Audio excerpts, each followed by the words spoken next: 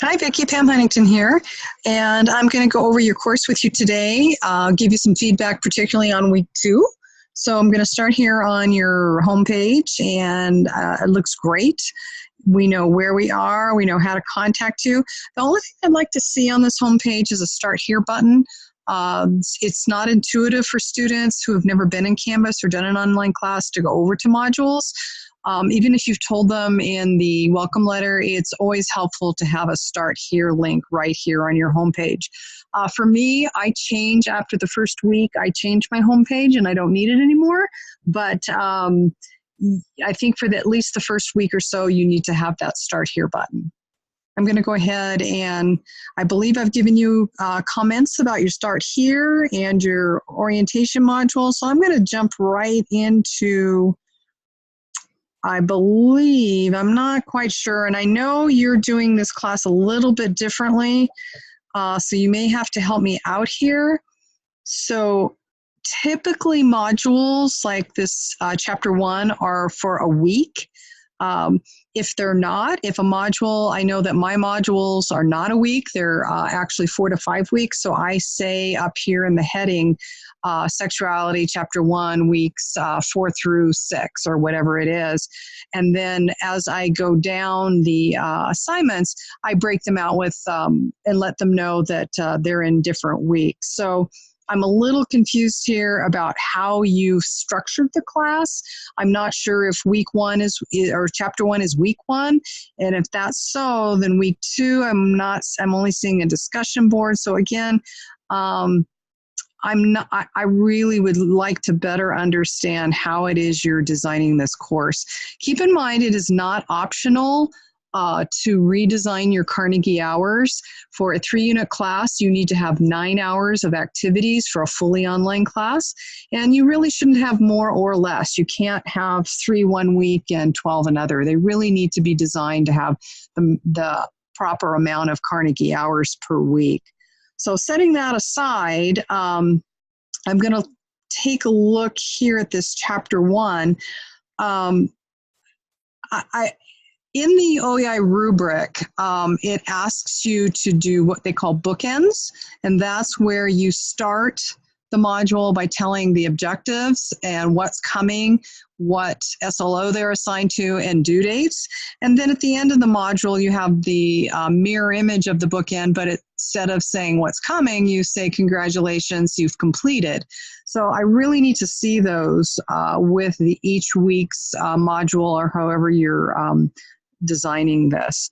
So it looks like what is sexuality is your content, which is great. Yep, our first unit of content. And so this is your objective. I just didn't understand that. After completing this unit. Okay, so let's go back a minute, because you say after completing this unit, and I don't think I saw the word unit here. I saw chapter.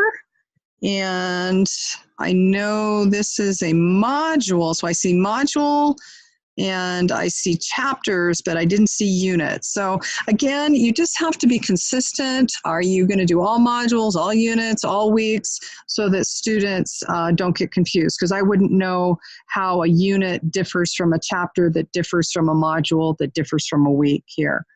Once they do get through the content, and I believe, let me just check real quick, I believe this is a fully online class. Let me just check real quick. Where are you? There you are. Yep, it's a fully online class, so you will not be giving lectures outside of the class. So, okay, we've got a reflection. What is this reflection? I want you to think about. All right, so your assignment is to read the title. All right, so you're going to be putting the content, which is the reading here, inside of your assignment. I think this is an assignment, not a discussion board. After reading this section, post your answers in the text box.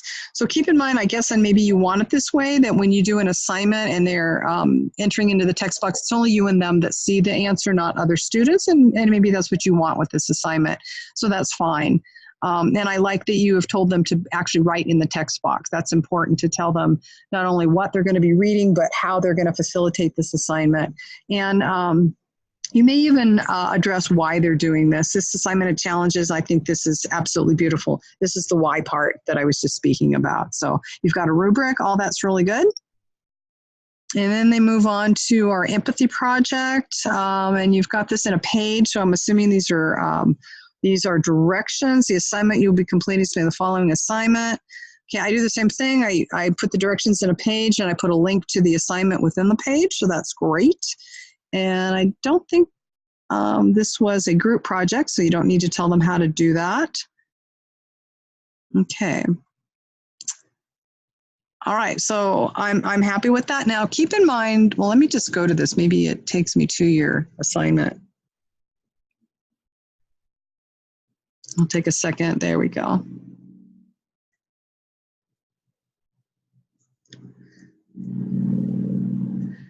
Oh, it's just my internet's a little slow. So this looks like it's an outside link. You probably already know this, but outside links are something that are supplemental. They should not rule your Canvas shell, which I'm sure yours doesn't, but I'm using only a portion of our, okay. So anyway, I can't access that, but I'm sure your students you'll teach them how to do that. Okay, so that is an assignment that they will, I'm not sure where the assignment is. That's the part I'm confused about. This is a page with directions. This is a link to an outside entity. Is the assignment in that entity, or do you need to create another assignment with a link here? I'm a little bit confused about what it is I'm supposed to be doing as a student. So then we move on to a discussion board, and you're going to ask them to do initial posts. Okay, and you know, I think this is fine not to put boundaries on discussion boards. Sometimes students like to talk more, but if you find that they're not talking enough, you may want to put boundaries, but maybe that's not a problem with this topic. They may tend to do too much. Okay, links to the steps. Let's see. Be honest. Okay, what is this link? Let's see what this says.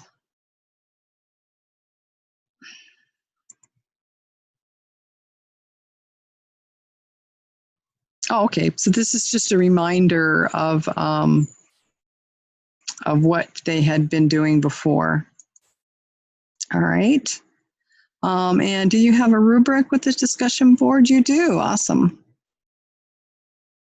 Okay. And then, and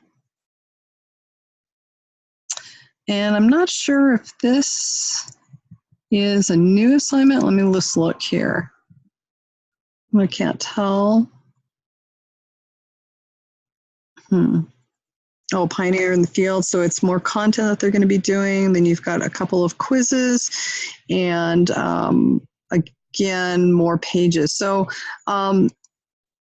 I think you're good at giving them directions inside of the assignment. Again, I apologize, my computer's a bit slow here.